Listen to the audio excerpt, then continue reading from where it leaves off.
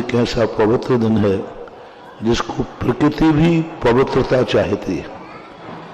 आकाश में योगी नक्षत्र होते हैं, वो नक्षत्र इसी दशा में पहुंचते हैं जिस समय धार्मिक वातावरण को ही वो पसंद करते हैं। जैसे कोई व्यक्ति धार्मिक वातावरण पसंद करता है, यदि हम वहाँ अधर्म करेंगे तो गलत होगा। जैसे जहाँ शांति चाहिए वहाँ यदि हम उधम, इसी प्रकार से अष्टमी और चौदस के दिन जो तिथि है वह शांत प्रिय तिथि है, धार्मिक तिथि है। उस दिन ज्योतिष नक्षत्र भी धार्मिक वातावरण पसंद करते हैं, इसलिए। चलिए, बेलनगंज की ओर से यहाँ श्रीफल पूज्य श्री बेलनगंज आए। बेलनगंज में एक साथ 3-4 जिनाले हैं और ये सभी समाज के लोग मिलकर यहाँ पर आए हैं। और मैं अनुरोध कर रहा हूँ सुषमा जैन बहादुरपुर अपना प्रश्न रखें सीधे। और इस बीच में हमारे बीच में पूज्य श्री लोकोदय तीर्थ में जो 24 जिनाले बन रहे हैं, उन 24 जिनालों में से एक जिनाले टेलीफोन से जिस परिवार ने स्वीकृति हमें दी थी, वो परिवार आज आया हुआ है और आपकी आशीर्वाद चाह रहा है। हम भी आपको बता दें, जो 24 जिनाले बन रहे हैं, लगभग 16 जिनाले की स्वीकृति हम पर आ चुकी थी। उसके बाद हमने चर्चा ही नहीं करी क्योंकि प्रोजेक्ट और बढ़ता जा रहा है। और 200 कलश की राशि और उसके लिए एक जिनाले के लिए घोषित की गई है। और उसी में एक नाम है श्रीमान नरेंद्र कुमार जी, सतीश चंद जी, सन ऑफ स्वर्गीय श्री पूरन चंद जी जैन, श्रीमती मीना देवी जैन, संजय जैन, रॉकी जैन, अमित जैन, सोनिया जैन, राहुल जैन, स्वाति जैन, स्वास्तिक जैन, तान्या जैन, मयूर जैन, सूरत साड़ी वाले नायक परिवार। आइए सभी लोग आकर पूज्य श्री का आशीर्वाद लीजिए। आपका प्रश्न। अन्य स्थानों पर जैसे 24 जिनाले बनते हैं, तुम वैसे जिनाले मत मानना।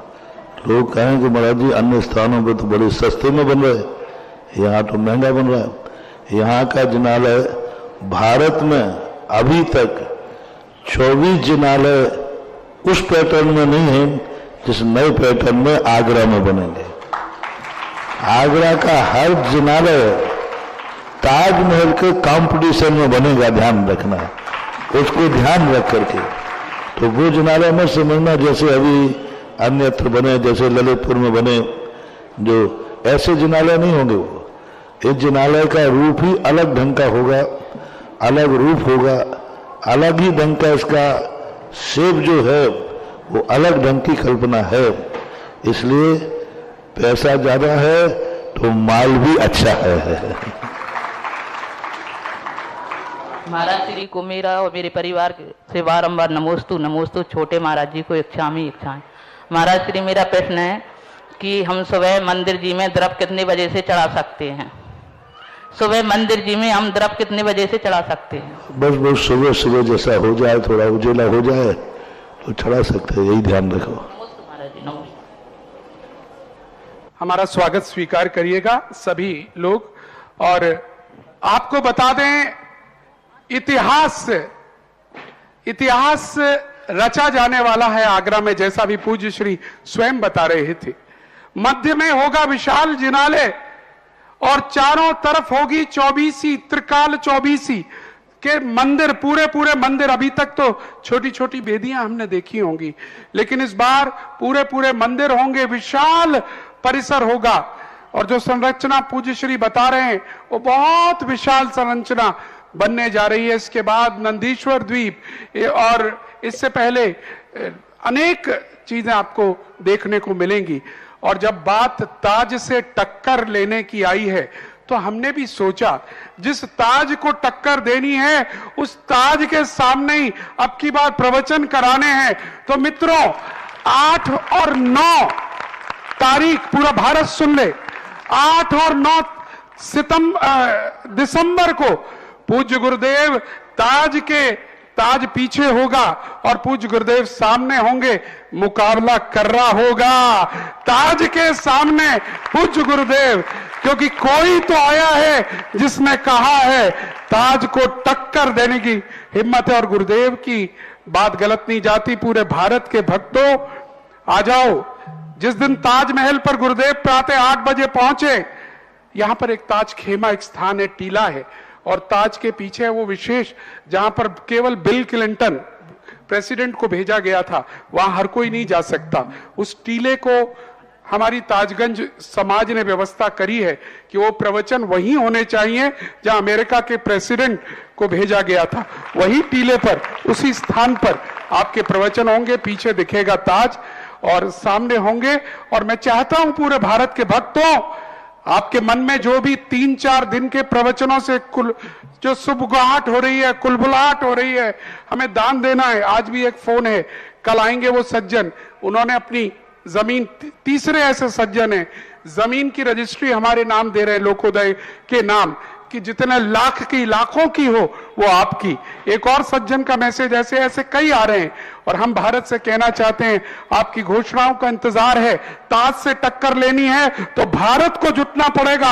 आगरा तैयार है, लेकिन पूरे भारत का सहयोग आगरा को चाहिए। हालांकि आगरा कोशिश कर रहा है कि अपने बल पर 1000 करोड़ की इस योजना को बनाने की सोच रहा है, लेकिन फिर भी हिम्मत है, सहयोग आपका चाहिए। पूरा भारत जुट जाए इस स्वप्न को जो पूज्य गुरुदेव ने देखा है, ऐसा स्वप्न जिसमें हजारों लोग आकर दर्शन करेंगे, जिन शासन की कितनी बड़ी प्रभावना होगी।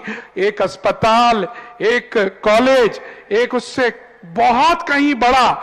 जब ताजमहल पर जाकर विदेशी टूरिस्ट, पूरे देश का टूरिस्ट 50,000 आदमी रोज आता है, तब हमें भी लगता है क्या हमारे पास कुछ नहीं है दिखाने को। तो बस वही कुछ दिखाने को कि सारा भारत उमड़ पड़े इसी लोकोदय तीर्थ पर। तैयारी हम करेंगे, आपका सहयोग हमें चाहिएगा। गुंजन जैन, दिल्ली। अभी कमरे की घोषणाएं हम बाद में करेंगे, अभी केवल मंदिरों की या भूमि की है। लोकोदय तीर्थ में भूदान का कार्य चल रहा है। आप 100 कलश की राशि 1 बीघा के लिए, आप आधे कलश की राशि, आधे बीघा के लिए 50 कलश की राशि, 1/4 बीघा के लिए 25 कलश की राशि, और भी कम चाहते हैं तो 1/10 बीघा के लिए आप केवल 11 कलश की राशि दान दे सकते हैं। जब बात यहां 200, 2000, 5000 कलश की है तो ये तो छोटी छोटी राशि है। सबको जुट जाना चाहिए भूदान करने के लिए। आइएगा गुंजन जी, दिल्ली। नमोस्तु महाराज जी, नमोस्तु महाराज जी। शामी चुल्लक जी, मेरी जिज्ञासा यह है कि मनीषी, अभी कुछ टाइम पहले हम लोग शिखर जी गए थे, तो वहां पे मेरी मम्मी के अचानक से पैरों में दर्द हो गया था, तो वो डोली से उन्होंने यात्रा की थी। तो अब आप मुझे ये बताइए कि उनका पुण्य कितना लगा है और कितना उस डोली वाले को लगा है। दर्द जो तुम्हें हुआ उस कारण डोली पे बैठे तो कोई बात नहीं, पुण्य पूरा लगा। डोली वाले का पुण्य तो मैंने कहा ऑटो रिक्शा वाले के समान है। वो तो अपनी आजीविका के लिए करते हैं, इसलिए उनके संबंध में तो नहीं कह सकता। लेकिन आप लोगों को जो मजबूरी में डोली में बैठना पड़ा है, इससे कोई बाधा नहीं है। नमोस्तु महाराज जी। चलिए, मैं बुलाना चाहूंगा